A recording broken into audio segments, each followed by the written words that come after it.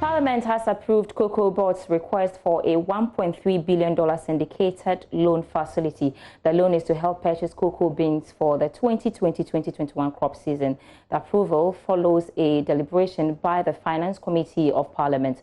COCOBOD is also looking at 900,000 metric tons as a production target for next year. Joining me via Zoom is parliamentary correspondent Joseph Opoku-Gakpo. Hi, Joseph, if you can hear me. COVID has virtually, affected everything. Can you tell us how they hope to raise this loan facility? From the indication that's coming from COCOBOD in their communication to Parliament, they say the market looks good in terms of raising this money. The members of Parliament Finance Committee expressed that specific concern and actually advised that they don't see why COCOBOD should be going for a loan virtually every year in order to buy cocoa, and that after more than 100 years of cocoa growing, we should be in a situation where they should be able to have money sitting down to go buy cocoa, or possibly go ahead and raise that money locally rather than still relying on foreigners. But they say all the deals have been signed and they are good to go in terms of this particular. So good to go, but is there a clearer picture as to the interest we are likely to pay on these loans? Yes, and so from the report of the Finance Committee, the interest we gather are no different from the figures that had been seen over the last 2-3 years. In fact, the indication coming from the committee is that all of those bits have been looked at, and the interest figures are similar to what they've had over the last 3 years as well. So, yes, I said earlier that COVID has affected everybody, not only in Ghana. It's a worldwide issue. How optimistic are they of their chances on the international markets? Because I know definitely the local market is off the table.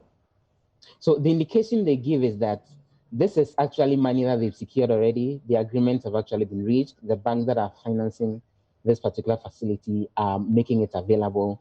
All that was required is parliamentary approval. So from the communication that COCOBOD gave to Parliament, there are no issues in terms of the chances of the money not coming. The additional concern that farmers raised, that MPs raised, actually had to do with the fact that if even this money comes in terms of the right price that Ghana may get on the international markets, as far as when these produce are sold, is what COCOBOD needs to look at and ensure that they increase processing locally, so the situation is avoided where they export in the raw state and foreigners determine how much it's bought for, and create a situation where we'll get lower prices and COCOBOD may not be able to raise enough money in order to pay back this particular. All right, Joseph, thank you so much. But we'll stay a little longer on that issue. And financial economist, Business School, College of Humanities, University of Ghana, Dr. Lord Mensah is also joining me via Zoom for more. Grateful for your time this evening, Doctor. Yeah, thank you for the opportunity and good evening to our viewers. All right, good evening, sir. Yes, COVID. Should we be worried about the interest on this loan? Well, I don't see any cause of worry here because of the kind of bond that is being issued and the cash flows that, will be paying these bonds over the years. Now, bonds are issued against certain anticipation of cash flows. And here with cocoa, the cash flows are the export that we get from cocoa beans. And obviously, the market is open for such, products. So I don't see any cause of worry. When it comes to cocoa, you realize that even the COCOBOD is able to raise funds on the international market at a lower rate compared to even the government of Ghana. So for sure, the investor confidence is in that area. And so I don't think we'll have any cause to worry.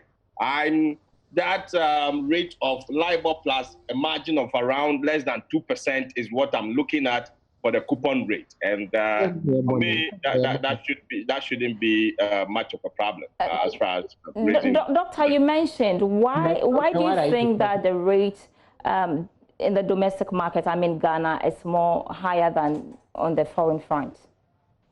What are some of the reasons for that? Yeah, the reason being that, you see, if you take government of Ghana, when government of Ghana is going to borrow money, you realize that the government has a lot of responsibilities, and the cash flows generated by government through taxes and all those has a lot of, activities going on it. But then the Eurobond is a earmark, sorry, the cocoa funds are kind of earmark funds.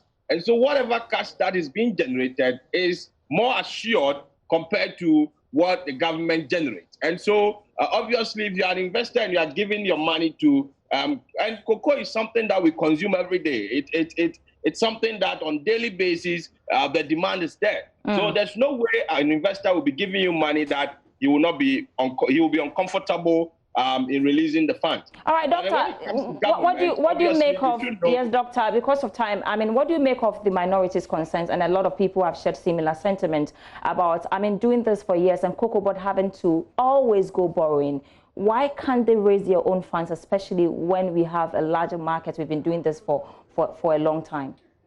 I think this has been the norm over the years. I mean, where we normally borrow against anticipated export that we're supposed to do for our cocoa beans. And I don't think the trend will change now because COCOBOD has not been able to give us that kind of opportunity to be a business, to generate enough so that they can have reserves when it comes to times like this to buy their own cocoa from our own market. So obviously, it's something that we need to look at. It is a good call.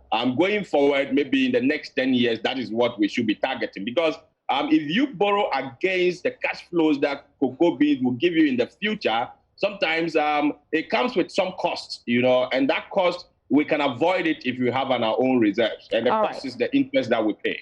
All right, Dr. Lord Mensah, I'm very grateful for your time, but some...